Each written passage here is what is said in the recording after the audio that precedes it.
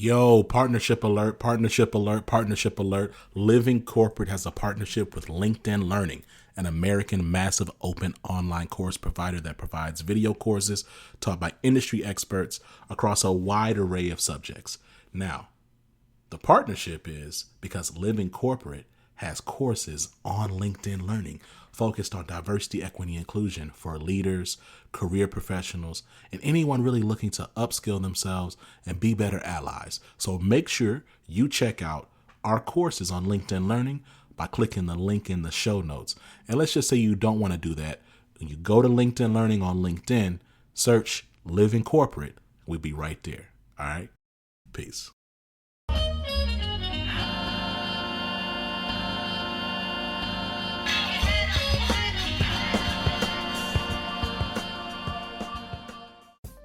Hey everybody, this is See It to Be It, the Wednesday podcast from Living Corporate. Living Corporate is a digital media network that centers and amplifies Black and Brown people at work. My name is Amy C. Waninger, and I'm the host of See It to Be It. When I was growing up in rural southern Indiana, I didn't know people who went to college or who worked in professional roles. I didn't know what those jobs looked like or how to break into them. In a lot of cases, I didn't even know those jobs existed. But this show isn't about me, it's about my guests. Every week, I bring you career stories from everyday role models in jobs you may not know exist. More importantly, the folks I interview share their perspectives as Black and Brown professionals in jobs and environments where they may be the only. My guest today is my good friend Matthew McNairy. He owns his own marketing agency, and I'm really excited to have you hear his story. But before we get to the interview, we're going to tap in with Tristan for some career advice.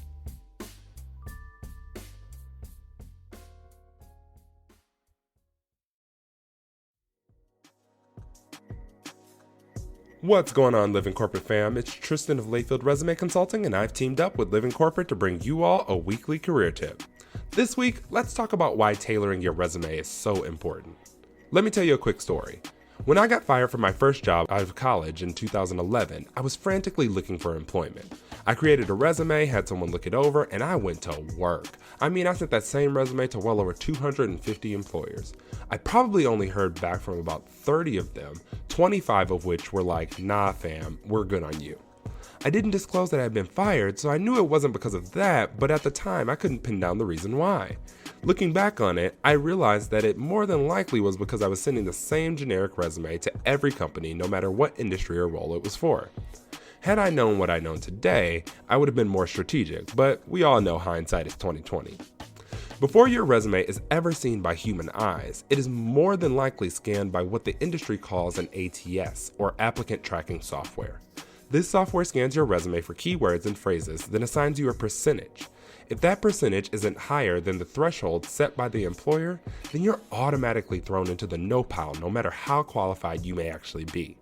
To take it a step further, studies shows that recruiters look at your resume for about 6 seconds, count them up, 6 seconds, before deciding if you're moving on to the next step in the hiring process. You have to increase your chances by giving them the information they want to see. The way you do that is by tailoring your resume for each job that you apply for. So here are some general rules. Do a quick review of your resume and take out any expired licenses and certifications, jobs with no transferable skills to the role you're seeking, skills and duties that don't apply to the position that you're trying to land, and trainings that have no role in this job. Then you want to work on replacing them with new and relevant experience that you gained, keywords that you identify from the job description, transferable skills and expertise that would be useful in any industry, and applicable trainings, licenses, and certifications. Tailoring your resume helps to ensure that you at least have a fighting chance to make it past that applicant tracking software and be seen by a recruiter.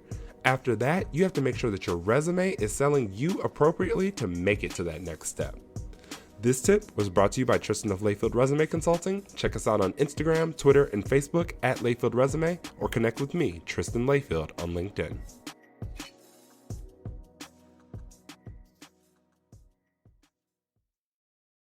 Living Corporate is brought to you by the Liberated Love Notes podcast, part of the Living Corporate Network.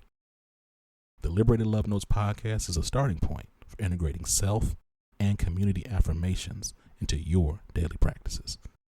The Liberated Love Notes podcast center the experience of Black folks existing in white systems and speaks to overcoming imposter syndrome, disrupting injected and internalized forms of oppression, embodying an abundance mindset, and building a healthy racial identity. Check out Liberated Love Notes podcast wherever you listen to podcasts, hosted by Brittany Janae Harris. Hey everybody, welcome back to See It to Be It. My guest today is Matthew McNairy. Matthew is the founder and CEO of Ground Floor Creative, a full-service marketing agency for small to mid-sized businesses. I met Matthew because he and I are in the same business networking group, BNI, and he is a good friend, and I'm so glad to have him here today. Matthew, welcome to the show. Thanks for asking me to be on. This is awesome. I am so excited. I love talking to people I know about their careers because a lot of times, especially when we meet in a business setting, we get caught up on what we're doing right now. We don't always get each other's history. We just do the day-to-day business stuff and we forget that we're people too. That's right. With pasts and baggage and all sorts of fun things to uncover. So, oh boy, am I on the couch today? Am I on the couch No, today? You are not. You are not. I know right now you have your own marketing company, but I want to go all the way back to pre-Ground Floor Creative, Matthew, I know where you were before, and I don't want to spoil it, but what did you go to school for? What did you think you wanted to do? Was it this? I think I was one of those rare cats that kind of fell into what I'm doing already. I wanted to be in advertising. First of all, I wanted to be an author. That's what I thought I wanted to be. And then I realized that I don't do enough drugs and alcohol to be a great author, and that all of my writings would not be realized while I'm on the earth, and that didn't seem cool to me. And then I got into advertising, which you can write stories and you can see how those stories finish faster. If you did a good job, it was a successful ad campaign. So I gravitated towards that. There were people in my life that were in that line of work. So that I went to school for advertising. Excellent. And then you got out of school. Yeah. And where did you go? Did you go straight into an advertising role? School, and I got a job at a magazine company. It was an industry magazine company. So not necessarily advertising. In my head, I was going to work at these big ad agency and be this ad guy. And that didn't happen, but that's okay. I was thrust in the role of magazines at such household names as Fuel Oil News and Tobacco Retail, like Candy Buyer Magazine, household name. I'm dying laughing because I know you and I know what kind of soul-sucking conversations you had with yourself. The downstream petroleum industry on lock from the 2000s. I love this. Okay, so you're working in magazines, and then what happened? Yeah, were you doing like ad sales? Were you doing print, like building print ads? What kind of work were you doing there? There was some production work for magazines, which was interesting, learning the difference between saddle stitch and bounded magazines and how they're all laid out, things like that. At first, I started in not selling the advertising, but making sure that every spot was filled and making sure the magazine was laid out correctly. I then went into a research role. I was the head research editor for our group. I actually wrote some articles that got published, and it was on boring things that no 20-something-year-old would read, and all worked. And then it was during the .com bubble, and when that burst, there was lots of layoffs, and I got washed out in the third round. I survived 3 rounds of layoffs. That started a new journey for me, just to find other work. And so where did you go from there? Having some graphic design and layout experience and some print media experience. So this was up in Chicago, 4 years up there. And so yeah, I went home to mama. I went back down to Indianapolis, Indiana. And a dream of mine was to work at the Children's Museum of Indianapolis. And they had a job opening for a traffic coordinator. I didn't know what that was. I didn't know if I was going to be parking cars, but it was in the marketing department. So I applied and I got the job. And so I was working at one of my dream spots. It was awesome. That's excellent. Now, for people outside of Indianapolis who don't understand why the Children's Museum would be a dream spot, if you've never been there, Indianapolis is home to the largest children's museum in the world. And it is phenomenal. It is a phenomenal place to visit. It is a great place to spend an entire day with your children. The best part to me about the Children's Museum is they know how to get kids out at the end of the day So you know about this, Matthew? Have you been So there at the end of the they day? Pied Piper them out of They the really museum. do. Yeah. They have something called the end of the day parade. For those who haven't been there, this is the most brilliant thing ever. Because if you ever taking your kid anywhere where they're having fun, getting them to leave is the worst thing you could possibly do as a parent. It feels like abuse because they're screaming, they don't want to go. But when the museum closes at 5 or whatever time the museum closes, they have the end of the day parade and they get all the kids just like in a line like Pied Piper, and they give them little flags to wave and they march them down the ramp, and they start on the 5th floor and they work all the way down until you're out the door. And the kids think it's great and the parents think it's even better. And I guess what I love about it is they've built a good experience into every aspect of that museum, even the leaving part, which I Oh think is yeah, pretty incredible. it was amazing, and the frontline staff there is amazing, bar none. They treat everyone so kindly and treat the kids so well, and it's just a great experience. If you're ever in Indianapolis, you must go to the Museum of Indianapolis. Yeah, even if you don't have kids, it's still a lot of fun. I will tell a quick story. One of my Please. favorite stories about the museum. There's security everywhere to protect the kids, and this is back in the day where they would have toddlers, and parents would have these almost like leashes. They're like backpacks, but have a long leash to them. And I was talking to the head of security, and he said, "I really don't condone that too much, but we never lose those kids." Because every time you're working there, you hear on the loudspeaker they had a code for it to find a lost child, and so I think half the time security is looking for lost children who wander away from their parents. But we never lose those kids. I was like, all right. It's easy to do there because there are lots of places where they can go and hide and get out and escape and stuff. But I love the museum. So you said that your job there was traffic coordinator for marketing? What the hell does that mean? That's a great question. I had to learn on the fly. Internally, the museum has several projects going on. They have several departments, from exhibits to development to membership. And inside, they have to make all these marketing tools to get out to the public. And my job was to create a system to organize and date and flow all those projects, from the marketing coordinators to the designers to the clients, the internal clients, and make sure everything gets done on time. So that I was like an air traffic controller for all things marketing. And now as you're saying that, I'm thinking that must have been exhausting, because they have rotating exhibits constantly. They have rotating programs constantly. They have events, they have guests. There's a lot going on any day at the museum. It's like going to Disney World, right? Oh yeah, it was crazy. And people would forget something and they would need something fast. And so we had to put something on hold to put this one in front of it, just to keep everything moving and keep everyone happy. And when invites for high-end donor events were happening, we had to make sure that those got done properly, and we would send them out to Diversity Press. That's when I first met that company here in Indianapolis. So they would make sure they get everything out and mailed out to everyone properly and on time. It was chaotic. It was fun. I don't know. It was a job. It was a learning experience. It was learning on the fly. Yes, for sure. No, that's great. And so then at some point while you were working there, you decided, hey, I really think I can do this on my own. I think it'd be more fulfilling, right, to do it on my own. And that's when you started your business. Is that correct? Along those lines, there was a couple of us that were there. We saw the costs and what went into making things. And just when things were becoming affordable to do on your own, and people were just starting to be able to do the magic on their own, and a group of us thought that we could definitely do this for a lower price and do just as good as a product out there for folks. And we just took a leap.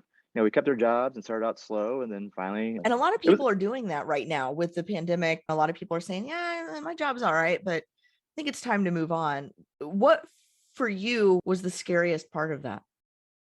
Oh, I mean, everything. Steady money, like that's the thing you're giving up. Do you want a steady paycheck that you're going to get every month, or is it going to ebb and flow? And are you okay with that? That was scary to suss that out. Will anybody like me, for lack of a better term? At the time, everyone had these established places, and why would I go away from an established place to go with someone I've never even heard of before?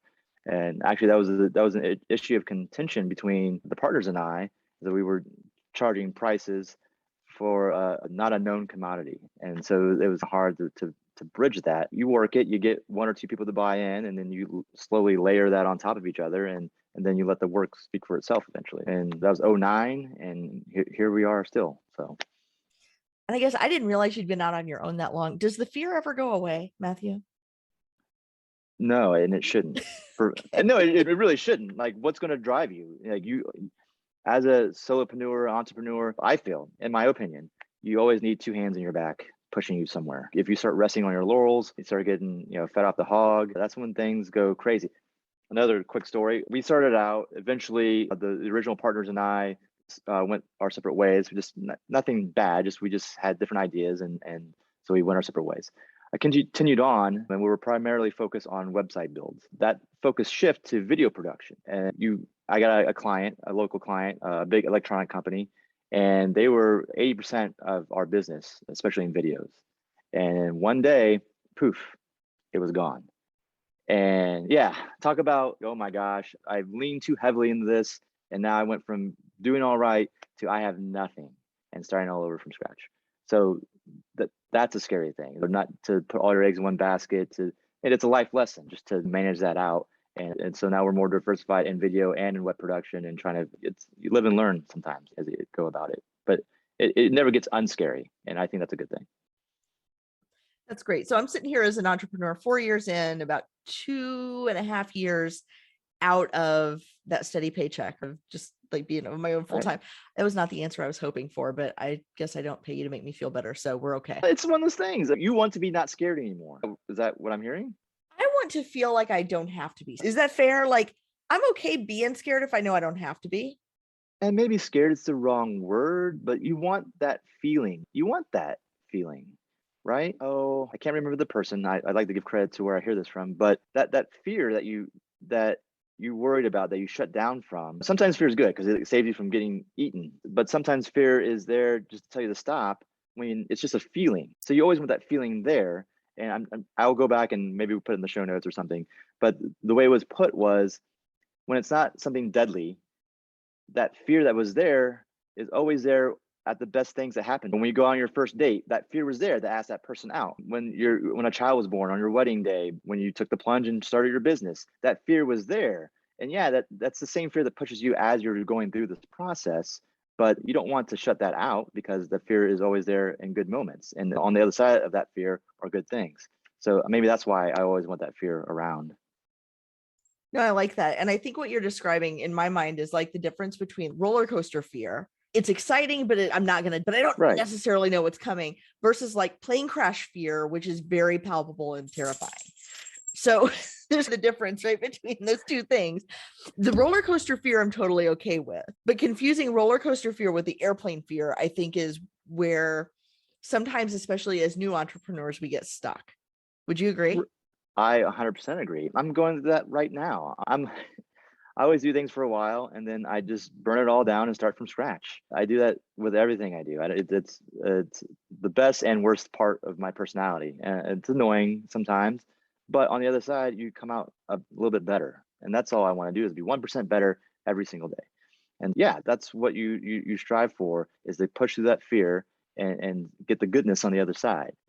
Yes, there's some fears that paralyze you. I get that. If you're deathly afraid of something, okay, that's fine. But not everything is that. And so you just have to push through. You just have to do it.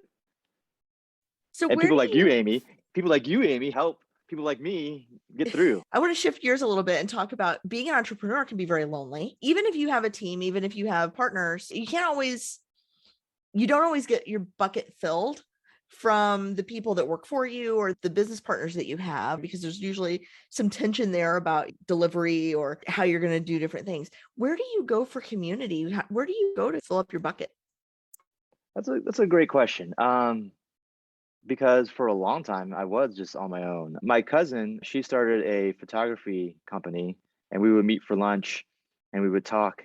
And it was like, oh my God, I'm so glad I've met someone that has the same questions and fears that I do. Like, it was like we were long lost companions that we found each other finally. And you're right, you do need that companionship. You and I were in the Business Networkers International. And one of the, I think, untold benefits of that is to have a group of people who are like-minded, that have the same fears. We are different businesses, but we have the same fears, same goals, same struggles. And just to know that that age-old thing, that you are not alone. And you're not. If you think you are, you're not. You just have to go and find a community that's just like you, whether that be on LinkedIn, on Facebook, BNI, what have you. They're out and they're very warm and welcoming. And just to go out and just have a coffee or a cup of coffee, is what I'm trying to say, and just talk shop, and you'll find out that, oh yeah, we align. Yeah, I think one of the great things about our BNI group for me, and this is not a commercial for BNI, although Ivan Meisner, if you're listening, you want to send me $5, go for it. Royalty. But one of the things that I love about that group is it's not just all people who are in the same boat as entrepreneurs, but we all share a similar philosophy about the way we want to be entrepreneurs, which is rising tide lifts all boats, and we all want to help each other. And I think finding people who are philosophically similar to you, even if they don't do the same kind of work, can also be very fulfilling. I agree. I agree 100%. I agree. There is so much out there, and I was a victim. Like in the beginning, it's like mine. I don't want to lose anything. I want you to hold on to things. And when you realize that there's so much out there, don't be afraid. Don't be afraid of just if that business goes to someone else. You know what? There's more opportunities out there. The sandbox is ginormous, and the more you give, the more value you give that value away for free, and people will appreciate it and appreciate you as a person, and come and seek you out even more and more. And you're out there selling. People aren't always ready to buy when you're selling. But if you just keep being of value and keep being of help and keep being warm and welcoming, when that time does come, they'll think of you first. And that's what it's all about. Just give. And all that emotion, energy of just mine, this ball, this tense ball that you are, just let that all go. And it's as easier. It's more fun. You can find more like-minded people. The energy is better. It's a better way to go. Absolutely. Absolutely. Now, you do a lot of different things in your business. You've mentioned you build websites, you host websites, you do I don't think you do the printing, but you'll set stuff up for print marketing. You do video, you do social media campaigns, you help with content marketing. Where do you suggest people start if they are so two-part question. One, if they want to get into marketing, if they see this as something that they really want to do as a career, where can they start? And two, if they really don't want to do marketing, and I'm raising my hand here, but they know they have to survive, where do you recommend those folks start, just to get a sense of the foundations and what they need to know to even move forward? Social media these days has been key for those who don't know where to go. It's the library of the world. I think YouTube is a great place just to learn and see things. I'm a visual learner, so YouTube helps me in that aspect. Just use the search engine and search whatever it is you're trying to find. Twitter, there's a bunch of experts on Twitter that kind of tout what they do. They give away a lot of tutorials for free. They're going that route. Sign up for newsletters and things of that nature for all those people, because there's a lot of free value add information if you're trying to get started and want to do it on your own. If you are in a business right now and you need to do marketing and you don't want to do it, has a finite amount of time, and they want to spend that time servicing their clients. And it gets frustrating that they can't get to the marketing aspect. There's people like me that can help you out with that. You want to partner with a small firm. I'm a firm believer that your success is my success. I want you guys to be happy and know that load is off your shoulders, so you can get your job done. I'm blanking on the second part of your question. I know it was a two-part question. No, that's okay. So the first part was people who want to go into marketing as a career, and the second part was people who need help with marketing and don't know where to start. There's a lot of solopreneurs, small shops that can do that. It depends on how much marketing you want. I think the main thing that people can't do is the consistency part. They have great ideas, they can do it once. It's finding that person to make it consistent. Whether you find a small local marketing firm or whether you hire somebody through Upwork or someone like that, one of those services, to pay them a monthly payout to make things consistent. There's softwares out there like a Hootsuite that you can just program things into that can disseminate however often you want it to go, but it makes it consistent. You can have the mindset of, everyone thinks I have to do one every day. No, you could write 10 blogs over 2 days and then program them to go out once a week. The automation of things just makes things simpler, but it gives you that consistency that you need to maintain, to attract people. Like I said before, they're not ready to buy initially, but when they do, if they keep seeing your name pop up and you keep giving value, when they are ready to buy, you will be top of mind. That's awesome. Now, do you work with just local clients, or do you work with people? I've worked with people all over. I would say primarily people in Indianapolis, but I've worked with people in Chicago. I've worked with people in Los Angeles. Like I said, this is the time, right? The digital age. I think COVID spun everything forward 5 years quickly. It's no thing to get on a Zoom and help people, but Indianapolis and beyond. Okay. The beyond, which is where most of our listeners live, is in the beyond. So if someone wanted to reach out to you, Matthew, and find out more about your services or what it would be like to work with you, and I want to say, I'm so thrilled. You and I have just started working together in one of my businesses and soon the second one also. your whole approach to the way you go about things, the way you explain things is just phenomenal. How can people learn more? Thank you. Praise from Caesar. Thank you very much for that. I'm on Twitter at Matt McNairy. You can follow my dumb ramblings there. You can go to groundfloorcreative.com. That's to see all the things that we've done and the portfolios of other things we've done in video and web. You can come visit me at BNI if you want to do that. That sounds great. Reach out for me and we can get some coffee and just talk. I just like talking about this stuff. I like it's what I do, and I do it because I love it. That's fantastic. Thank you so much, Matthew.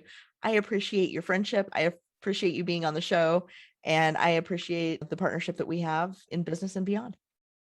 Amy, thank you. I appreciate you as well. I can honestly say I wouldn't be where I am without you coaxing me along. So I appreciate it. Thank you. What Matthew means to say is I keep kicking him in the butt. I need somebody to do it. I'm the two hands on Matthew's back, but no. I just see such great things in you, and I want to see you do great. All right. Thanks so much.